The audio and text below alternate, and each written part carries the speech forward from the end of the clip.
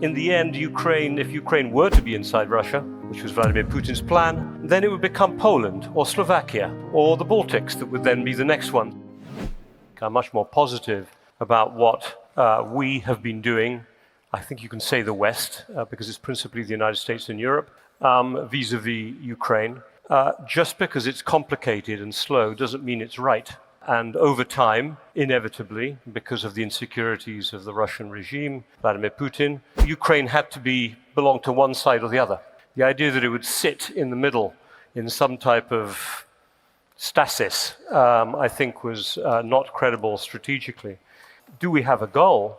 The goal is for Ukraine to survive as a sustainably sovereign state where the people can choose their future, where Ukraine has not been absorbed into a sphere of influence of an insecure and more autocratic and violent Russia.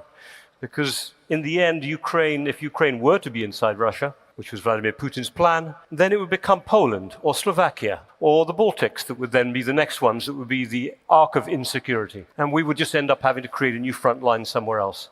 I think that the way this war has been managed has been intelligent. It has been a bit brutal and ruthless. But when we look to the long term and try to be strategic about this, Ukraine, and I heard a very good French analyst actually describe this, François Isbourg, there is a kind of this idea, will it end up with a Korea scenario? Will we end up with some type of armistice line?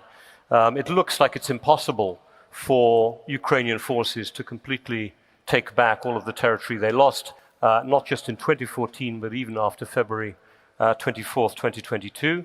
But parallels there, I think, are not particularly strong, because Ukraine is connected to the rest of Europe.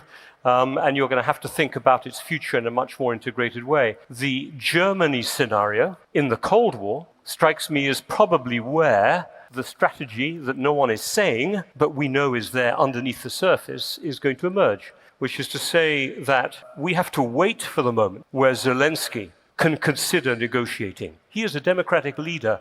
Accurate polling right now in Ukraine has in fact, the numbers are over 90% of Ukrainians say they want to keep fighting and fight to take everything back. So the idea that you can say to Zelensky, do a compromise, we'll find a way to do it, he would be overthrown.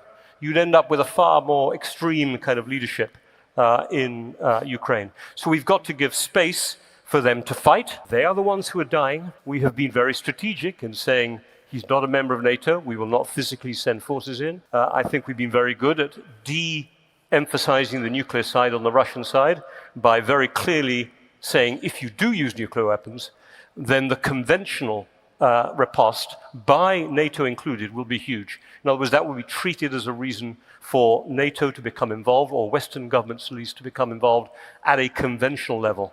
And I think the support with China and India as well has blocked that for the moment. So I think that's going well.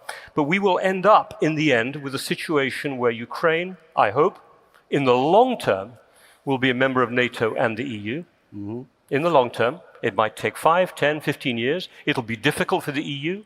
It'll be difficult for NATO. America has to give the security guarantee. But in the end, I think we will be there. And it will be like Germany and West Germany, because then Zelensky will be able to say, I give up the vision of unification for now, because I am joining a group of countries that will protect our divided country for, who knows, 10, 20, 30 years, and maybe like Germany at some point in the future will reunify. They probably won't in their case, but at least that would give him the legitimacy to be there. And I would rather have a Ukraine inside NATO and inside the EU than have it be, as many people say, an Israel in Europe, a country that, might try to get its own nuclear weapons, that will be doing provocations to attack Russia at any particular point. You'd be worse off having a kind of Israel-style Ukraine in the middle of Europe. The most interesting thing, and he was alluding to it, is that amazingly, Putin and Xi, by coming together over Ukraine, have united the Atlantic and the Pacific wings of America's leadership. I used to work in Washington. The transatlantic community were one community. The Pacific experts were a separate community. Now those two communities are interlinked in ways they never have been before. And it's partly visible in NATO, as you said, it's visible in the Australia-UK-US deal. It's visible in the Indo-Pacific strategies that France, the Netherlands, Britain, the EU are undertaking. It's visible in the sanctions that South Korea, Japan, even Singapore are applying against Russia. But most interesting, it's visible in the emergence of the G7 as a nucleus around which you can fight a non-military Cold War. And in a way, I very much hope the G7 becomes a G9. In essence, Australia and South Korea are already participants and members of that G7. It is critical that Korea is a member of it. We will not have secure supply chains in the West without South Korea involved on the battery provision, so we don't have to rely on China, on semiconductor development, so we don't have to rely as much in the future on Taiwan. You know, it is essential that we build up economic resilience, not only against the Russian threat, but in the long term, we cannot create the dependencies that Europe created with Russia with China. And the G7 plus G9, I think, is part of the answer to that. It includes the EU, it includes Britain, it includes Canada, obviously, and the US and Japan, but importantly, Australia and South Korea.